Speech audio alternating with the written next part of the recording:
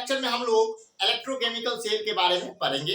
तो सबसे पहले हम देखेंगे कि ये आइडिया इलेक्ट्रोकेमिकल सेल का कहां से आया।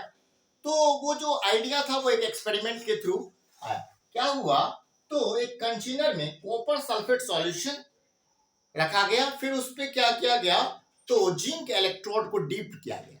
ठीक है, जैसे ही जिंक उसमें डीप किया गया तो जिंक क्या करता है, इलेक्ट्रॉन को लूज करता है, दो इलेक्ट्रॉन को लूज करता है, तो उसके ऊपर चार्ज जनरेट हो जाता है 2+, Zn2+, 2 इलेक्ट्रॉन वो रिलीज किया।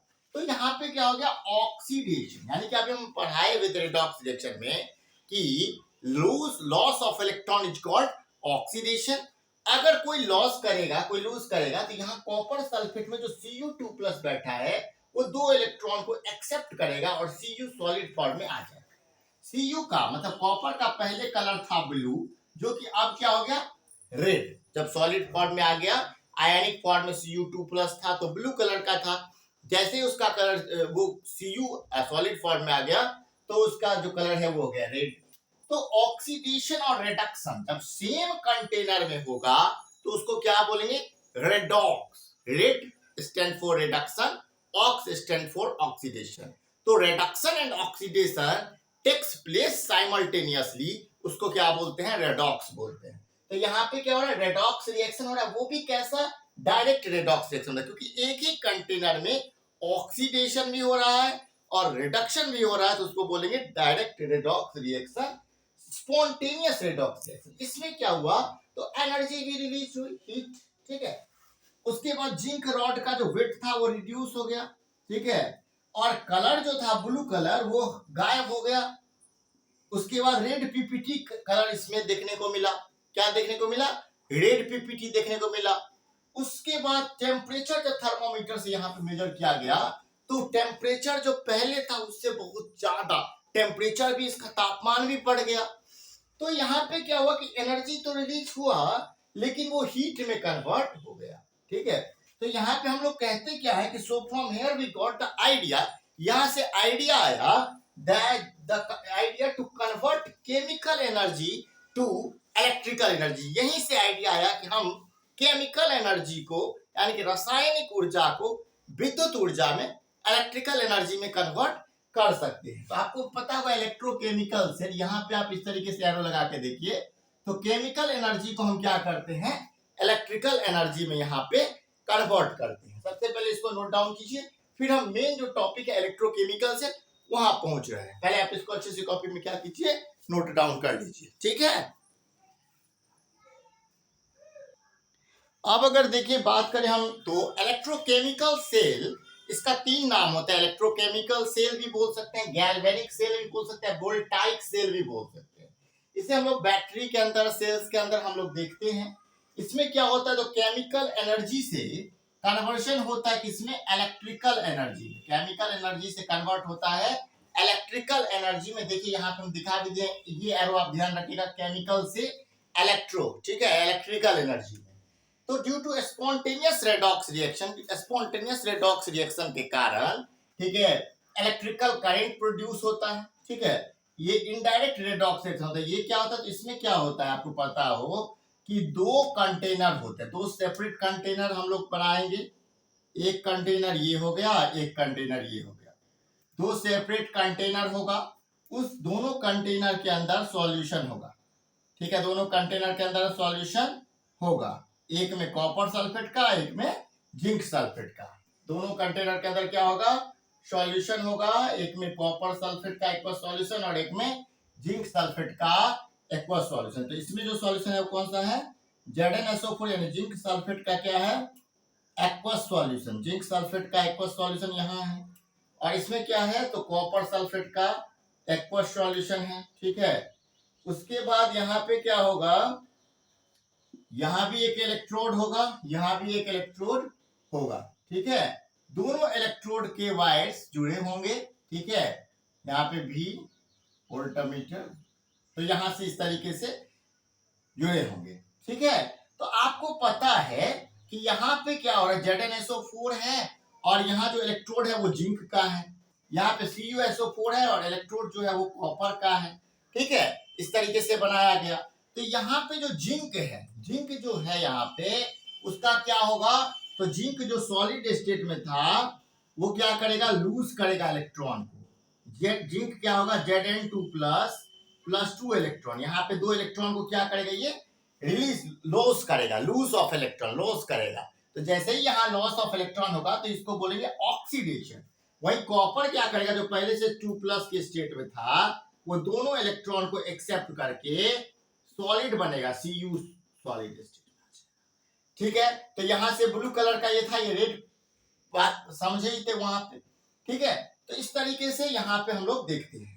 तो जो ये है इसको हम लोग बहुत सारा यहाँ पे हम लोग देखते क्या है, तो यहाँ क्या हो रहा है, ऑक्सीडेशन। क्या हो रहा है यहाँ पे, ऑक्सीडेशन। क्या हो रहा है, ऑक्सीडेशन। ठीक है, इधर क्या हो रहा है, रिडक्शन। क्या हो रहा है, इधर रिडक्शन हो रहा है। ठीक है, ऑक्सीडेशन रिडक्शन तो समझते हैं ना, क्यों किसको बोलते हैं, गेन ऑफ इलेक्ट्रॉन क्या हो गया, रिडक्शन, लॉस ऑफ इलेक्ट्रॉन क्या हो गया, ऑक्सीडेशन। तो ये सब चीजें तो समझ में आ गया। अब क्या बात है, ये क्या है, एनोड। तो एनोड पर क्या हो रहा है, ऑक्सीडेशन। इसको क्या बोलते हैं हम लोग, कैथोड। क्या बोलते हैं इसको, कैथोड बोलते हैं। ठीक है, कैथोड। अब यहां से क्या होगा, तो यहां से जो ये इलेक्ट्रॉन है ये इधर फ्लो करेगा। ठीक है ना, इधर फ्लो करेगा, इलेक्ट्रॉन इधर फ्लो करेगा, उसके बाद करंट इधर फ्लो करेगा। तो आप एक और पॉइंट बना के ये भी लिख सकते हैं कि electron flow, electron flow, electron flow, electron flow zinc to copper, और current flow copper to zinc. इसमें क्या होगा, करंट कहां से कहां फ्लो कर रहा है, कॉपर टू जिंक। ठीक है, ये चीज भी लिख सकते हैं, लिख लीजिएगा। ये समझ में आ गया। तो यहां से इस तरीके से देखने को मिलता है, यहाँ पे ऑक्सीडेशन हो गया, यहाँ पे क्या हो गया, रिडक्शन हो गया। इस तरीके से क्या हो रहा है, करंट फ्लो करता है। लेकिन फिर क्या हो रहा है इसमें, तो इसमें अगर हम बात करें तो इसका बहुत सारा नाम है, इसका नाम बहुत सारा है। क्या सब है, देखिए, इसको हम बोल सकते हैं क्या, ऑक्सीडेशन हाफ सेल। क्या बोल सकते हैं, oxidation half cell, oxidation half cell बोल सकते हैं। उसके बाद इसको हम लोग बोल सकते हैं left, left half cell, left half cell. फिर इसको बोल सकते हैं निगेटिव हाफ सेल। फिर इसका नाम क्या है, और नाम है निगेटिव हाफ सेल। फिर इसी को हम क्या बोल सकते हैं, एनोड हाफ सेल। क्या बोल सकते हैं, एनोड हाफ सेल। ठीक है, एनोड हाफ सेल। सेम अगर हम इधर देखें तो इसका भी बहुत सारा, इस सेल का भी बहुत सारा नाम है। क्या सब नाम है, इसका नाम हो गया आपका रिडक्शन हाफ सेल। क्या हो गया, रिडक्शन हाफ सेल, क्योंकि यहाँ पे क्या हो रहा है, रिडक्शन हो रहा है, गेन ऑफ इलेक्ट्रॉन, कॉपर यहाँ पे गेन कर रहा है। राइट हाफ सेल भी इसको बोलते हैं, क्योंकि दाएं तरफ होता है ये, राइट हाफ सेल। उसके बाद इसका नाम पॉजिटिव हाफ सेल भी बोल सकते हैं हम लोग, पॉजिटिव हाफ सेल। फिर इसका और नाम अगर देखें तो बोल सकते हैं क्या, कैथोड हाफ सेल। तो इसका जो है इतना नाम है। अगर हम एक ट्रिक समझें तो इसको हम ट्रिक के माध्यम से इस तरीके से समझ सकते हैं, लोन, LOAN, लोन।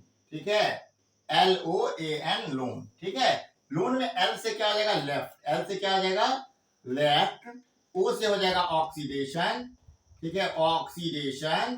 A से हो जाएगा एनोड, और N से हो जाएगा निगेटिव।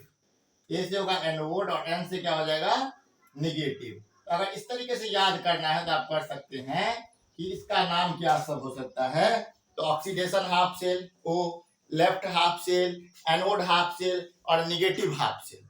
ठीक है, तो आप पहले इसको पहले आप नोट डाउन कीजिए, थोड़ा सा हम साइड हो जाते हैं। ठीक है, अब यहाँ पे क्या है, तो अब यहाँ पे समझ में आ गया होगा आपको कि ये जो हाफ सेल है यहाँ पे क्या हो रहा है, ऑक्सीडेशन। इसको हम लोग बोलते हैं oxidation half cell, left half cell, negative half cell, anode half cell. और इधर क्या हो रहा था, रिडक्शन। तो यहाँ पे बोलेंगे reduction half cell, right half cell, क्योंकि दाईं तरफ है, पॉजिटिव हाफ सेल, क्योंकि ये पॉजिटिव टर्मिनल है। ठीक है, इसको बोलेंगे पॉजिटिव, और ये क्या है, निगेटिव, यहाँ पे निगेटिव टर्मिनल। ठीक है, तो अगर यहाँ पे इलेक्ट्रॉन जो फ्लो होता है वो कैसे होता है, निगेटिव टू पॉजिटिव, और करंट जो फ्लो होता है वो क्या होता है, पॉजिटिव टू निगेटिव। ये बात आप ध्यान रखिएगा। यहाँ हम zinc to copper, copper to zinc लिख दिए हैं, बात समझ आएगा। अगर ट्रिक की बात करें, ये बहुत ही इंपॉर्टेंट ट्रिक है याद करने के लिए, नाम याद करने के लिए।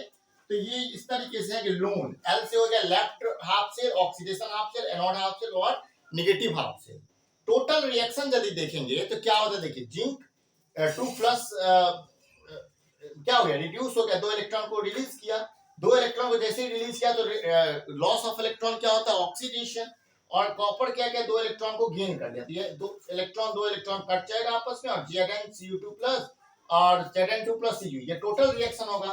जब इसको हम रिप्रेजेंटेशन करेंगे तो Zn से Zn2 प्लस यानी कि क्या हो गया, लॉस ऑफ इलेक्ट्रॉन हो गया। तो यहाँ पे जिंक का क्या हो रहा है, ऑक्सीडेशन, वही कॉपर जो है 2Cu2 प्लस से Cu हो रहा है, यानी कि क्या हो रहा है, गेन ऑफ इलेक्ट्रॉन। तो कॉपर का क्या हो रहा है, रिडक्शन। ये हो गया आपका रिप्रेजेंटेशन। आपसे इसको पूरा आप अच्छे से आप कॉपी पे नोट डाउन कर लीजिए, ठीक है। फिर हम बात करते हैं और आगे की, पूरा यहाँ से आप नोट डाउन कीजिए। Electrochemical cell, galvanic cell, voltaic cell, इसका 3 नाम होता है। और इस तरीके से पूरा को आप क्या कीजिए, नोट डाउन कर लीजिए। फिर हम और आगे की बात करते हैं। एक और चीज देखने को मिलता है EX, ठीक है, यानी कि एक्सटर्नल अपोजिंग फोर्स, यानी कि समझ में आ गया। तो इसका जो होता है E naught cell equal to होता है ER माइनस EL। ER से मतलब राइट यानी कि कैथोड, तो हम इधर ये भी कह सकते हैं E cathode minus E anode. इस केस में डायनियल सेल के केस में अगर हम बात करें तो ECu2 plus Cu minus EZn से Zn2 प्लस, जिंक से क्या हो गया, जिंक 2 प्लस 2 इलेक्ट्रॉन को लूज किया, तो और यहाँ पे क्या गेन किया, इसका वैल्यू होता है E नॉट सेल का 0.34। कॉपर का याद भी कर लीजिएगा कि Cu से क्या होगा, Cu2 प्लस, तो इसका वैल्यू होता है 0.34, ठीक है। और अगर इसका यहाँ निकालेंगे Zn से Zn2 प्लस Cu2 प्लस से Cu ना, हाँ Cu2 प्लस से Cu, तो इसका वैल्यू होता है 0.34 और Zn से Zn2 प्लस होगा तो इसका होगा माइनस 0.76। तो इसका जब जोड़ेंगे ई नॉट सेल का वैल्यू तो 1.10 वोल्ट हो गया ई नॉट सेल का वैल्यू, ठीक है। इसके 3 केस होते हैं। केस 1 में क्या हो गया कि EX का वैल्यू अगर 1.1 वोल्ट के बराबर हो जाता है तो करंट का फ्लो ही नहीं होगा, ठीक है। दूसरा कंडीशन होता है कि EX का वैल्यू अगर 1.1 से कम होता है तो करंट फ्लो करता है zinc to copper, electron flow करता है जिंक से कॉपर और करंट फ्लो करता है कॉपर से जिंक, ठीक है। अगर EX का वैल्यू 1.1 से ज्यादा है तो करंट फ्लो करेगा कॉपर टू जिंक और इलेक्ट्रॉन फ्लो करेगा कॉपर टू जिंक और करंट फ्लो करेगा जिंक टू कॉपर। इस बात को भी कॉपी में अच्छे से नोट डाउन कर लीजिए, क्या कि EX का वैल्यू अगर 1.1 के बराबर है तो क्या होगा, तो फ्लो ही नहीं होगा। तो इसको अच्छे से कॉपी में नोट डाउन। अब देखते हैं हम लोग, ये तो इलेक्ट्रो मतलब ये जो था ये तो समझ में आ गया, 2 कंटेनर था, दोनों में एक में जिंक सल्फेट का सॉल्यूशन था, जिंक इलेक्ट्रोड था, कॉपर सल्फेट का सॉल्यूशन था, कॉपर इलेक्ट्रोड था। ये क्या करता है, जिंक का इलेक्ट्रॉन रिड्यूस मतलब इलेक्ट्रॉन रिलीज करता है जिसको बोलते हैं हम ऑक्सीडेशन। तो इसको तो बता ही दे क्या ऑक्सीडेशन हाफ सेल बोलते हैं। उसके बाद क्या होता है, यहाँ पे इलेक्ट्रॉन को ये गेन कर रहा है तो रिडक्शन हो रहा है। ऑक्सीडेशन और रिडक्शन जब साथ साथ हो रहा है तो इसको बोलते हैं रेडॉक्स रिएक्शन। कैसा है, ये इनडायरेक्ट है। इसमें क्या होता है, इलेक्ट्रॉन यहाँ से निकलता है, ठीक है, और इलेक्ट्रॉन जो है वो जिंक से कॉपर की ओर फ्लो करता है, करंट जो है कॉपर से जिंक की ओर फ्लो कर रही है, ठीक है। लेकिन क्या होता है, जब यहाँ से इलेक्ट्रॉन जो है वो इस इलेक्ट्रोड में डिपोजिट हो जाता है तो CuSO4 में जो कॉपर 2 प्लस है वो इस इलेक्ट्रोड पे डिपोजिट हो जाता है और सॉल्यूशन के अंदर SO4 माइनस का ज्यादा कंसंट्रेशन बढ़ जाता है। वहीं पे यहाँ से क्या होता है, तो जो Zn2 प्लस का कॉन्सेंट्रेशन है वो यहाँ पे यानी कि एनोड हाफ सेल में, ऑक्सीडेशन हाफ सेल में, लेफ्ट हाफ सेल में, नेगेटिव हाफ सेल में बढ़ जाता है, ठीक है। तो हम बात ये करते हैं कि यहाँ पे जब बढ़ जाता है तो ये क्या है, ये प्रॉब्लम हो जाता है, प्रॉब्लम क्रिएट हो जाता है, क्योंकि इसके कारण से क्या होता है, यहाँ से इलेक्ट्रॉन मतलब बड़ा दिक्कत होता है फ्लो करने में, यानी कि इलेक्ट्रिक सर्किट बनाने कंप्लीट करने में। The positive charge Zn2 plus in the solution keep increasing, यानी कि ये जो हाफ एनोड हाफ सेल है उसके अंदर Zn2 प्लस का बढ़ना, ठीक है, उसके बढ़ने से Zn2 plus two prevent outward flow of electron, यहाँ से फ्लो ही नहीं होगा इलेक्ट्रॉन। जब यहाँ पे जितना ज्यादा पॉजिटिव चार्ज हो जाएगा तो पॉजिटिव और नेगेटिव चार्ज आपस में वहीं पे रुक जाएगा। यहाँ से क्या होगा, तो यहाँ पे भी दिक्कत होगा। और राइट हैंड साइड है charge increases in this solution SO4 minus ion concentration increase which prevent inward flow of electron, उसको अंदर आने से रोकेगा। यहाँ पे like charge repel each other, आपको पता ही है SO4 माइनस में नेगेटिव है, नेगेटिव आने नहीं देगा। तो इसके कारण ये जो पूरा का पूरा प्रक्रिया था ये बाधित हो सकता है यहाँ पे। तो इसके कारण इसका सॉल्यूशन क्या हुआ, साल्ट ब्रिज। सॉल्यूशन क्या हुआ, साल्ट ब्रिज। साल्ट ब्रिज क्या होता है, इन्वर्टेड यू शेप ट्यूब होता है इस तरीके का, जिसके अंदर इनर्ट इलेक्ट्रोलाइट KCl जैसा कुछ पेस्ट होता है यहाँ पे, इस तरीके से Cl माइनस K प्लस, और ये क्या करता है, दोनों को सर्किट को न्यूट्रलाइज कर देता है और ये सभी समस्याओं का एकमात्र समाधान होता है। ठीक है, तो अगर हम देखते हैं कि अगर क्वेश्चन एग्जाम में किस तरीके से बोर्ड एग्जाम में पूछता है define salt bridge and right their functions. ये कई बार बोर्ड एग्जाम में CBSE board, BSEB, Bihar board में आते रहता है फ्रीक्वेंटली बेस्ड। यहाँ से जो टॉपिक है उसमें salt bridge and their function आते रहता है। तो सॉल्ट ब्रिज में अगर हम बात करते हैं, U shape tube which bring two half cell in the contact filled with KCl, यानी इसमें इनर्ट इलेक्ट्रोलाइट फील्ड होता है जो दो हाफ सेल को कंप्लीट करने का काम करता है। अगर इसका फंक्शन देखें तो पहला फंक्शन इसका है कि इट मेंटेन इलेक्ट्रिकल न्यूट्रलिटी। ये जो है इलेक्ट्रिकल न्यूट्रलिटी को मेंटेन करने में मदद होता है, यानी पॉजिटिव निगेटिव का बैलेंस बनाए रखता है और जिससे सर्किट कंटिन्यू चलते रहता है। It complete the circuit flow allowing flow of electron. ये सर्किट को कंप्लीट करता है और फ्लो ऑफ इलेक्ट्रॉन को अलाउ करता है। फिर देखते हैं it avoid potential drop, potential drop को अवॉइड भी करता है। तो आज की क्लास में हम लोग बात किए इलेक्ट्रोकेमिकल सेल के बारे में, उससे रिलेटेड जो हिस्टोरिकल जो एक एक्सपेरिमेंट हुआ था जिससे आइडिया आया था इसका कि केमिकल एनर्जी से हम इलेक्ट्रिकल एनर्जी में कन्वर्ट कर सकते हैं। इलेक्ट्रोकेमिकल सेल, गैल्वेनिक सेल या वोल्टेइक सेल के बारे में बात किए। फिर उसके बाद हम देखें कि किस तरीके से समस्या उत्पन्न हो रहा है करंट के फ्लो में, तो उस समस्या पर नजर दिए। उसके बाद उस समस्या का समाधान देखिए और उस समाधान का फंक्शन यानी सॉल्ट ब्रिज और उसके फंक्शंस को भी डिटेल में पढ़ें। अगर ये वीडियो आपको अच्छा लगा हो तो इस वीडियो को लाइक करें, हमारे चैनल को सब्सक्राइब करें, बेल आइकन को प्रेस करें जिससे हर एक वीडियो का नोटिफिकेशन आप तक पहुंचे। क्लास 12 जो बोर्ड एग्जाम 2027 में होने वाला है उसके लिए कंप्लीट केमिस्ट्री का बैच हम चला रहे हैं यूट्यूब पे। अभी तक हम लोग 4 चैप्टर ऑर्गेनिक केमिस्ट्री का हेलोएल्केन, हेलोइडिन, alcohol, phenol ether, aldehyde, ketone, carboxylic acid, amine पढ़ा चुके हैं। फिजिकल केमिस्ट्री की बात करें तो सॉल्यूशन को कंप्लीट पढ़ाया है और अभी हम लोग इलेक्ट्रोकेमिस्ट्री पढ़ा रहे हैं। पूरा सिलेबस कंप्लीट पढ़ाएंगे, तो जुड़े रहें। और जो भी आपके दोस्त रिश्तेदार जो क्लास 12 में केमिस्ट्री के स्टूडेंट हैं उनके साथ इस वीडियो को शेयर करें, पूरे चैनल को शेयर करें। सबका चैप्टर का प्लेलिस्ट बना हुआ है, बहुत ही लाभदायक है। Thanks for watching this video. इसको भी नोट डाउन कर लीजिए।